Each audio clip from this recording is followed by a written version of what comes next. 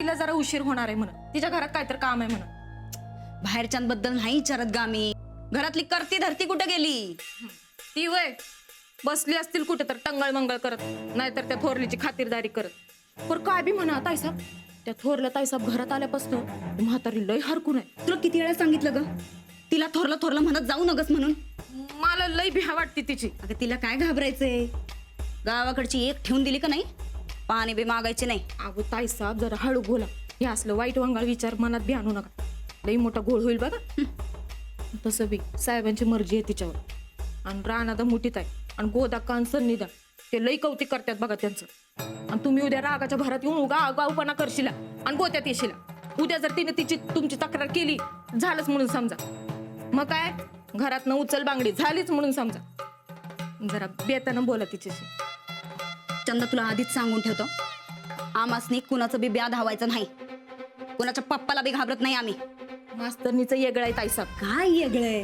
काही येगळं बिगळं नाही. आण बरं समोर आमच्या. नाही तिला आमचा इंगा दावला तर नाव बदल आमचं चंदे. बरं चल आता, कोण नाही इथं. वहिनी साहेब तुम्हाला काय पाहिजे होतं काय? नाश्ता. अहो नाश्ता नाश्ता करत जीव जायचा टाइम आला गोदाक्का. तयार आहे, बसा तुम्ही, वाढते. गोदाक्का आम्हाला नाश्ता दे की. ये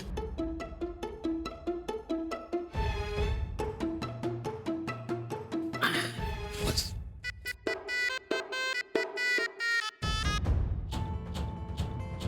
लवकर आणा गोदाक्का.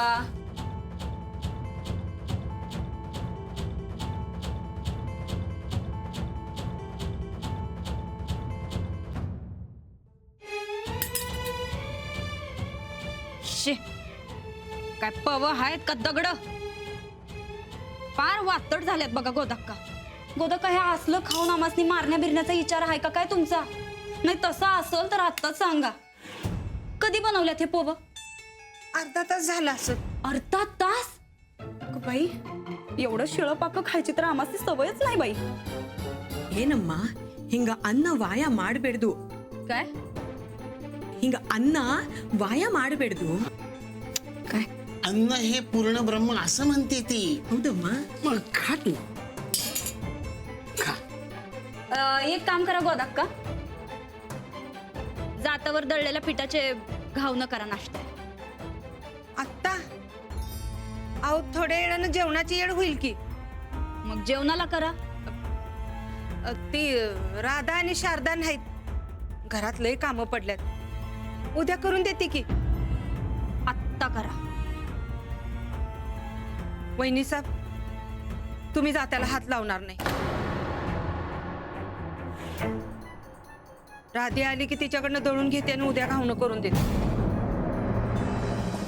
सफरचंदाचे काप नीट परतल्यानंतर त्यामध्ये दालचिनी पूड आणि मध घालून पुन्हा नीट परतून घ्यावं. बटर लावलेल्या ब्रेडवर सफरचंदाचे तुकडे, बदामाचे तुकडे, टुटी फ्रुटी, डार्क चॉकलेट आणि मीठ घालून दुसरा ब्रेडचा तुकडा त्यावर ठेवून वरच्या बाजूला बटर लावून घ्यावं. एका बाउलमध्ये स्ट्रॉबेरी सिरप आणि क्रीम घालून सॉस तयार करून घ्यावा. तयार सँडविच पॅन मध्ये बटरवर ग्रिल करून घ्यावं आणि स्ट्रॉबेरी सॉस बरोबर सर्व्ह करावं.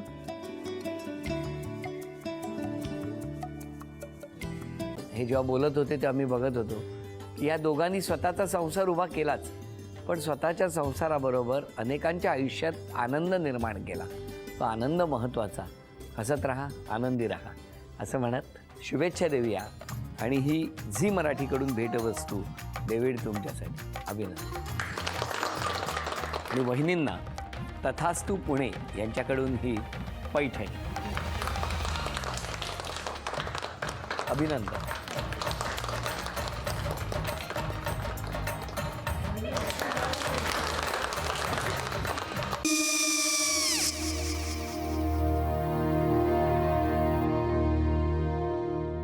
काय गो? हा काय झालं? काय झालं काय? आले मी निकाल लावून आली. हो पण तिची आईच काय बोलली? तिला वाटलं का सगळ्या निशाने आपल्या चुका कबूल केल्या का? आई मी चांगलं सुनावून आली आहे. त्या तिची बाजू घेत होत्या पण मी लक्ष दिलं नाहीये.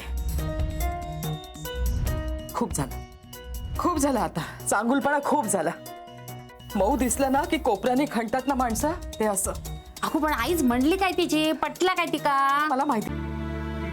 आई मी तुम्हाला नंतर फोन करते. हो आणि आई बाबा जे बोलले त्याचं वाईट नका वाटून घेऊ. सॉरी. सॉरी काय त्या नेहा आले. आई मी येते. हो काकू येते.